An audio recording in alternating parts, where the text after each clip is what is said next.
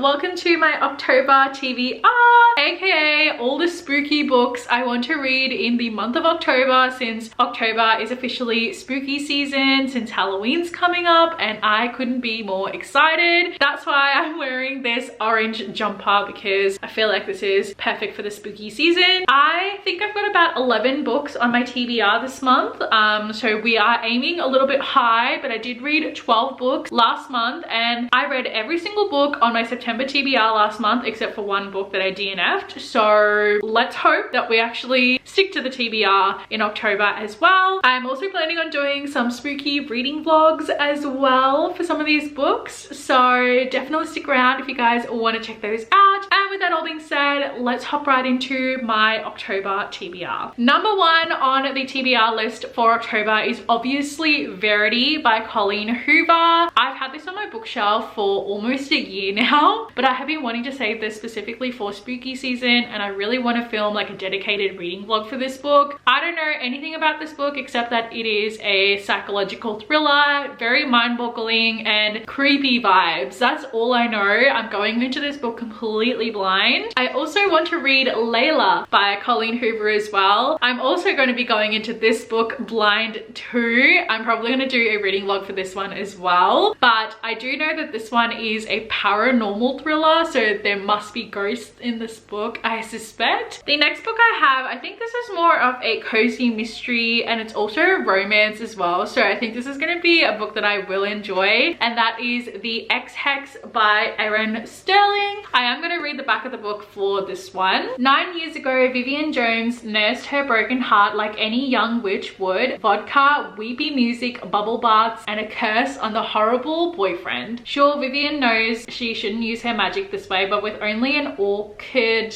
hayride scented candle on hand, she isn't worried it'll cause him anything more than a bad hair day or two. That is until Reese Penhallow, descendant of the town's ancestors, breaker of hearts, and annoyingly just as gorgeous as he always was, returns to Graves Glen. What should be a quick trip to recharge the town's ley lines and make an appearance at the annual fall fair turns disastrously wrong. With one calamity after another striking Reese, Vivian realizes her silly little ex, Hex, may not have been so harmless after all. Suddenly, Graves Glen is under attack from murderous wind-up toys, pissed off ghosts, and a talking cat. I love talking cats in Halloween movies and books. Okay, that has me hooked. Vivian and Reese have to ignore their off-the-charts chemistry to work together to save the town and find a way to break the breakup curse before it's too late. Okay, this sounds really good. Honestly, what has hacked me hooked is the talking cat. The next book I have is definitely a psychological thriller, and that is Home Before Dark by Riley Sager. Based on the research that I did, I think this book is like the cult favorite of Riley Sager books, so I'm excited to read this one. 25 years ago, Maggie and her parents moved into a rambling Victorian estate called Banbury Hall. They spent 3 weeks there before fleeing in the dead of night, an ordeal her father recounted in a spooky memoir that became a worldwide phenomenon. She may have been too young to really remember what happened, but Maggie doesn't believe a word of her father's book. Ghosts, after all, don't exist. But now, Maggie is back at Banbury Hall and is beginning to believe that there might have been some truth in the fiction, that either way, someone or something doesn't want her here, and that she might be in danger all over again. And based on like quotes from other authors, this book is like the Haunting of the Hill House vibe. It's very addictive and atmospheric with a twist that you definitely won't see coming. I love a good plot twist, so this sounds good, very promising. So it seems like it could either be a paranormal or a psychological thriller, so this sounds really good. I'm excited. Then I'm finally going to be reading a BookTok classic, which is the Good Girl's Guide to Murder series. I just put down A Good Girl's Guide to Murder and Good Girl Bad Blood on my October TBR. I do have the last book as well, As Good as Dead, but I don't know if I'm going to read that in October. I might read it later on, like in November or something, but I did put down these two books. I'm going to read out the synopsis for this book because I don't know if this synopsis of this book might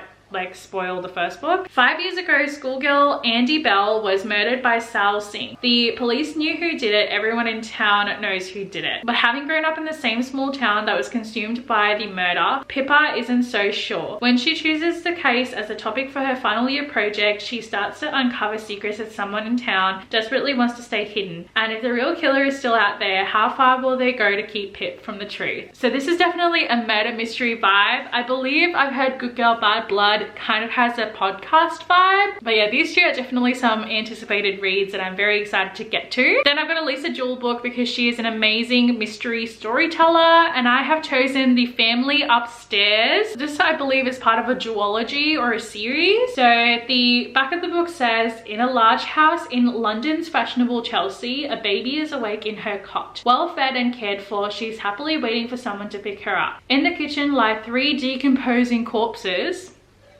Close to them is a hastily scrawled note. They've been dead for several days. Who has been looking after the baby and where did they go? 2 entangled families, a house with the darkest of secrets, a compulsive new thriller from Lisa Jewell.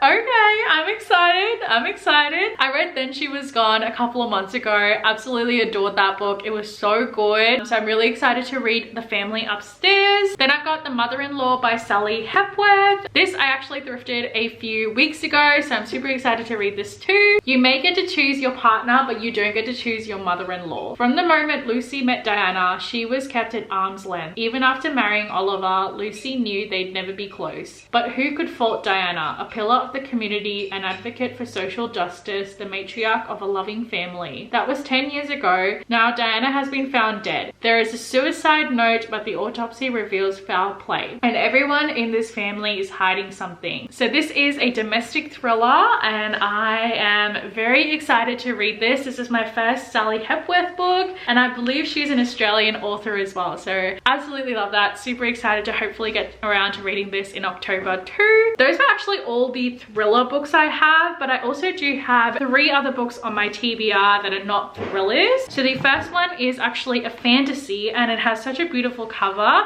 I got this from the library, and it is Girl, Serpent, Thorn. I heard from someone that this is kind of a Sleeping Beauty retelling, but I'm not sure if that's actually true. So let's read the synopsis to find out. There was and there was not, as all stories begin, a princess cursed to be poisonous to the touch. But for Soraya, who has lived her life hidden away apart from her family, safe only in her gardens, is not just a story. As the day of her twin brother's wedding approaches, Soraya must decide if she's willing to step outside the shadows for the first time. Below in the dungeon is a demon who holds the knowledge she craves, the answer to her freedom. Above is a young man who isn't afraid of her, whose eyes linger not with fear but with an understanding of who she's beneath the poison. Soraya thought she knew her place in the world, but when her choices lead to consequences she never imagined, she begins to question who she is and who she's becoming. Human or demon, princess or monster. Okay, this sounds pretty good as well. Honestly, all these books sound pretty good, so hopefully we'll get around to reading this one in October too. And the other 2 books I've got are romance. So the first one I've got is Too Good to Be Real by Melanie Johnson. Honestly, low-key picked this one up from the library based on the cover because there's a corgi on the cover and I love corgis. But this one is a rom-com which follows Julia, whose life isn't actually a romantic comedy yet. While her friends wish for meet-cutes worthy of their favorite rom-coms, Julia is ready to give up on love. Swiping right has replaced getting swept off her feet, and good old-fashioned romance has become, well, old-fashioned. While impending layoffs threaten her job at a popular website, love becomes the last thing on Julia's mind until she stumbles upon a resort where guests can live out their rom-com dreams. Karaoke serenades, nature walks, paintball, and grand gestures galore. The story about this place could be just a thing to impress her boss and land Julia a coveted new position. With her 2 best friends in tow, Julia escapes into the world of rom-coms. What she doesn't expect is a not quite meet cute with an aggressive seagull and an adorably awkward guy named Luke. Among further mishaps involving mistaken identities, a gaggle of corgis, and kisses in rain, Julia realizes that love is perfectly imperfect and even better in the real world. This book sounds like such a good rom-com. I'm so excited to read it. I mean, there's corgis, there's like a holiday situation happening. And last but not least, we've got Twisted Games by Anna Huang, which is the 2nd book to the Twisted series. I read Twisted Love in September. I gave it 3 stars, but that was mainly because I wasn't really a fan of Alex. But I am really excited to read Twisted Games because I've heard so many good things. I've heard so many people say that Twisted Games is like the best book in the series. This will also be my first bodyguard romance book that I've read, so I'm excited to see if that trope is something that I'd be into. But this one is in dual POV. We follow Bridget, who is a princess, and her bodyguard, who is Reese. So the back of the book says, stoic, broody, and arrogant elite bodyguard Reese Larson has 2 rules: protect his clients at all costs and do not become emotionally involved ever. He has never once been tempted to break those rules until her. Bridget, a princess with a hidden fire that reduces his rules to ash. Day by day, she breaks down his defenses. He swore an oath to protect her, but it's not enough. She must be his princess, his forbidden fruit, his every depraved fantasy. Regal, strong-willed, and bound by the chains of duty, Princess Bridget dreams of the freedom to live and love as she chooses. But when her brother abdicates, she's faced with the prospect of a loveless political marriage and a throne she never wanted. As she navigates the intricacies and treacheries of her new role, she must also hide her desire for a man she can't have, her bodyguard, her protector, her ultimate ruin. Unexpected and forbidden, theirs is a love that could destroy a kingdom and doom them both. We've got the royalty trope, we've got the bodyguard romance. This is gonna be good, and I've heard the spice is good in this book too, so